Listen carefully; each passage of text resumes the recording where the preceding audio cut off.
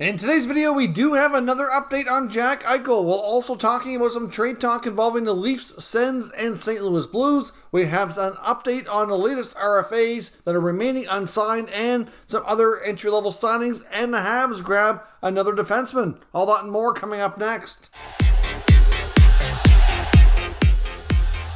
So welcome back to another video here at Top Shelf Hockey. Now, as I mentioned, we have a variety of news to talk about here today. We're going to kick things off today talking about some signings. First up, we have some entry-level contracts to discuss here. First, we have the Calgary Flames signing defenseman Jeremy Poirier, playing his junior hockey in the Quebec League with the St. John Sea Dogs. Obviously, a pretty solid, offensively gifted defenseman, 19 years old, was a third-round pick in the 2020 NHL Draft. Should be poised to have a huge year for St. John. Wouldn't be shocked if he had a chance to possibly play for Team Canada at the next World Juniors. We'll see, but he gets his entry-level deal, and I would imagine next year he'll likely be playing pro hockey, and whether or not be probably in the American Hockey League for Calgary. But he's a pretty solid prospect defenseman, now officially under contract. The Florida Panthers also made a signing today as well, signing a 2020 third-round pick, Justin Sardif, who's a center iceman from the Western Hockey League's Vancouver Giants. He is also 19 years old. Now, a lot of these junior guys didn't get to play a ton of hockey last year, so many of them looking to have much more, likely a full season, hopefully have some good, development and really show their NHL teams that they're able to kind of really take some steps forward here, which would be, really nice for many of them. And we also saw another signing here as well. The Carolina Hurricanes signed Roman Seeley, who was a 7th-round pick in 2020. So, not a lot of 7th-round picks make the NHL. Not a lot of 7th-round picks even get their entry-level contract signed.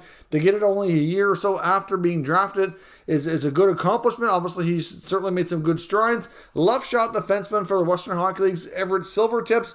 And the unique thing here, he's actually from Yellowknife in the Northwest Territories. I'm not really sure. I'd have to check the stats on the NHL book here, but I'm not completely certain. I do have to check the NHL rosters, but I don't think there's currently any NHL players from Yellowknife. Like, I know Dylan Cousins is from Whitehorse, Yukon. He earned himself the nickname the Workhorse from Whitehorse. I know that's a first as well for that part of the Canada. There's not a lot of players come from the territories. So it's certainly nice to see somebody at least making it this far. Hopefully he can take it the rest of the way and become a regular NHL player. Like I said, I'm not completely certain on that, but I think he might be, one of the first to get a contract from Yellowknife. We'll have to check that out. Now, also, the other signing that happened today, which was a little bit more significant, is the Montreal Canadiens signed Sami Niku, who was recently just released from his contract from the Winnipeg Jets. Sami Niku is a defenseman that's, possibly unique signing here. He's not overly huge. He's 6'1", only 176 pounds, so he's not overly big. Can sort of be a similar size to what they had in Victor Mete before they lost him to Ottawa. Obviously, Niku is a guy that was at one point a prize prospect for Winnipeg. He, back in 2018, was one of the top American Hockey League defensemen, putting up, he wasn't putting up like a point per game, but he wasn't too far off. He had a phenomenal year. He's 24 years old. He'll be 25 next month. And the last couple of years have really not been good for Niku, and it's not really hard. It's kind of hard to pinpoint really what happened. I mean, he really hasn't had much opportunity to play in the NHL. Obviously, because of everything going on in the world and COVID in the last couple of years, hasn't really even played a ton in the minors either. So we'll see what happens. But Niku gets a pretty lucrative two-way contract, so he's not going to be obligated to be on the main roster here. But he gets $750,000 at the NHL level, $425,000 at the AHL level, and he has a guaranteed income of $475,000. So obviously, if they're going to be giving him a guaranteed salary of more than his AHL salary, then they're going to be getting him at least some NHL games. Obviously, depending on where he falls on the depth chart here at the end of training camp will determine how much opportunity he gets. But like I said, in the last year or so, they lost Mete. Not long before that, they had lost Juleson. So some of the younger defensemen in the system have moved on, so they can kind of pick him up, and he might be able to kind of take on another role. He might be able to be like a number 7 guy for them. It's really difficult to say where exactly he fits, but like I said, he's a good offensively capable defenseman, or at least he has been at other levels. Not overly big, but that's okay. They have plenty of other size, good size D in their lineup already, so they can take a chance here on a smaller puck mover like Niku. So we'll see if this works out. Obviously, the Montreal Canadiens have had a number of players come through the front of Winnipeg Jets here in the last few years. We've seen them make trades. Obviously, picked up Matthew Perreault as a free agent, and now they get Sami Niku here as well. So, this could be an interesting signing here throughout the season for Montreal. See if they can get this prospect back on track. Now, before we jump into the remainder of today's video, I do want to pause for a moment and acknowledge our channel sponsor, Manscaped. Top Shelf Hockey is proud to be sponsored by Manscaped. Of course, with Manscaped, we have a special offer here for all Top Shelf Hockey viewers where you can get 20% off and free shipping into all orders at manscaped.com. Now, of course, Manscaped just launched a brand new Lawnmower 4.0 trimmer, which is a fantastic product. They've taken the level up here, even again with the skin-safe replaceable blades. It's waterproof, it's wireless charging, has a travel lock on it, as well as a nice light so you don't miss what you're doing. So certainly a terrific product. Now, many people associate Manscaped with their trimmers, which is certainly kind of their top product, but they do have a lot of other great options as well, including what they call the Weed Whacker, which is another trimmer for your ears and nose. And they have a variety of deodorants and sprays as well, which also keep you fresh and are terrific as well. So certainly Manscaped has a lot to offer, and we certainly highly recommend all of their products. So check out manscaped.com and use promo code TSH for 20% off and free shipping. So thanks very much for watching our promotional content. I do greatly appreciate it. We also have a quick update here on the remaining unsigned restricted free agents, which include the two guys in Canucks organization, Quinn Hughes and Elias Pettersson, and of course Brady Tkachuk in Ottawa. Apparently Tkachuk has now joined Pettersson and Hughes, who were both together in Michigan. So all three of them are now training together while they hopefully get their contracts sorted out in the not too distant future. I know each of their NHL teams would love to have them signed in training camp. I know NHL insider Frank Saravalli was asked today which one he felt had the best chance of getting their contract done first, and he said he thought it would be Brady Tkachuk. He said, as far as he knows, on a long-term deal, there's a lot of things in place for Tkachuk. At least it seems that way.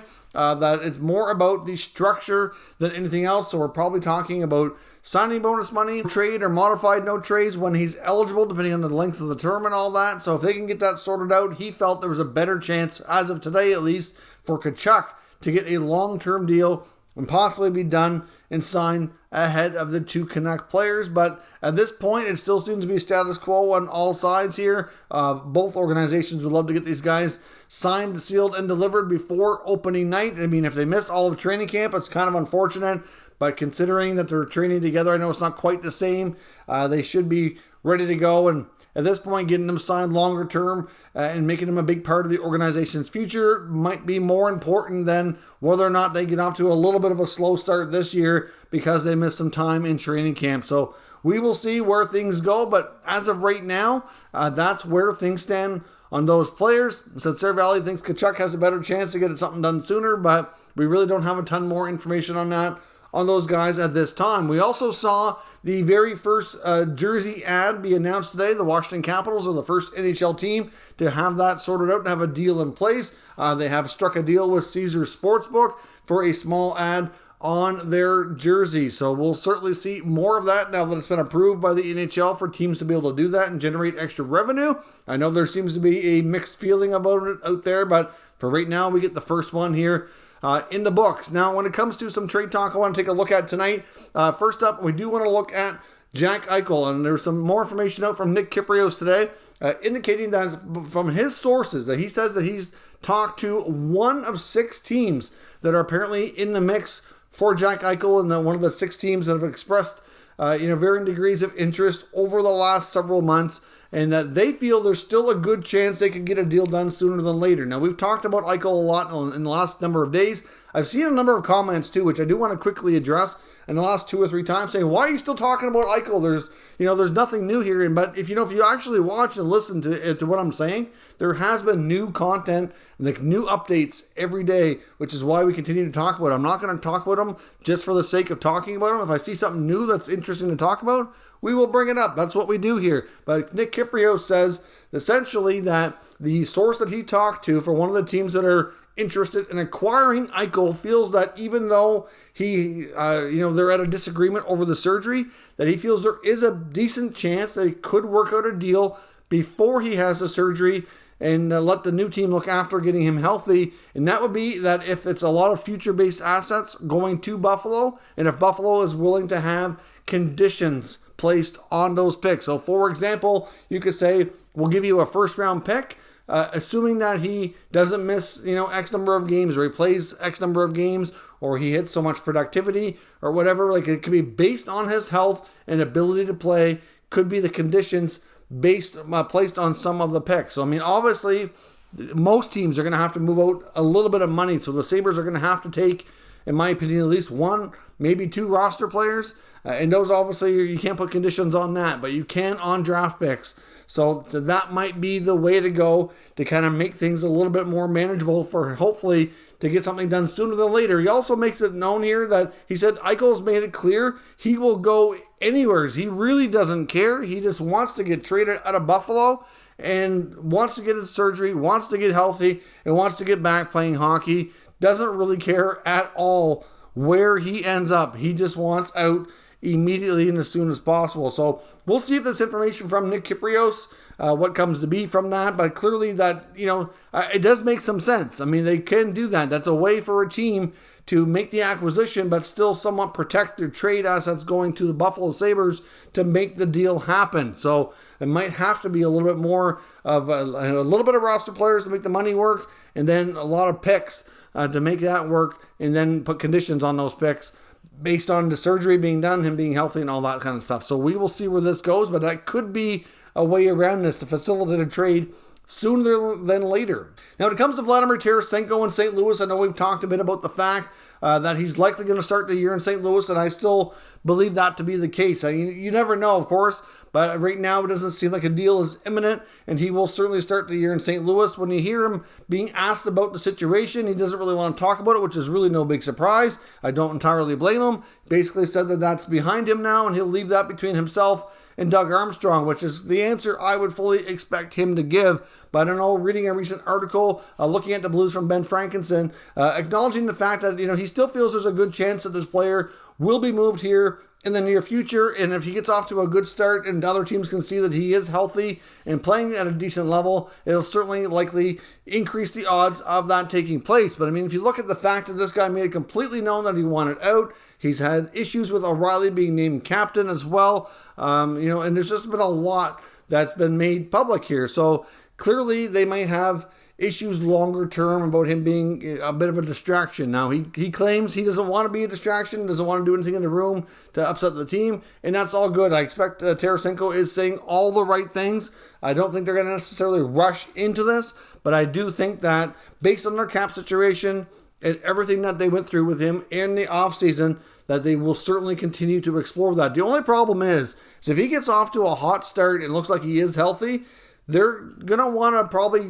be careful about this, because getting a guy that's capable of scoring at the level that he has, at least in his past in his career, could be challenging. So we'll see if they can mend fences, but it's just, it's been a bit of a rough relationship over the past year or so, and even though they are prepared to go into the season, trade talks likely are still going to take place. When it comes to the Maple Leafs, I know we've talked about Ilya Mikheyev in the past and the trade request he apparently made in the offseason. Kyle Dubas has made it clear that they could very well be open to making trades, but Mikheyev is not going to be that guy, based on what we talked about before as well, because I've talked about an article from James Myrtle. And if you take a look at just their full roster here, it makes sense. They've got some guys on PTOs that if they play well, they'd probably really like to sign for cheaper deals, but they don't really have the space when it comes to roster moves and cap space. So if it's not going to be Mikheyev that's moved out, more likely a potential candidate would be a guy like Pierre Engvall, who certainly seems to be like a sacrificial piece that they can move out. So I do still expect the Leafs to make some trades, but one thing appears to be clear here as of training camp opening and listening to all the comments from Mikheyev and Kyle Dubas, it's not going to be him that is moved. It'll be other pieces around him, like supporting pieces like Engvall, maybe Kerfoot, although I think that's less likely as well. We'll see what happens here, but I do expect the Leafs to be busy over the next week to 10 days while we're getting ready for the NHL season to start, but it shouldn't be likely anything too significant. It's going to be some players that they kind of consider spare pieces that they need to move out to create some roster and cap space accordingly before the season starts.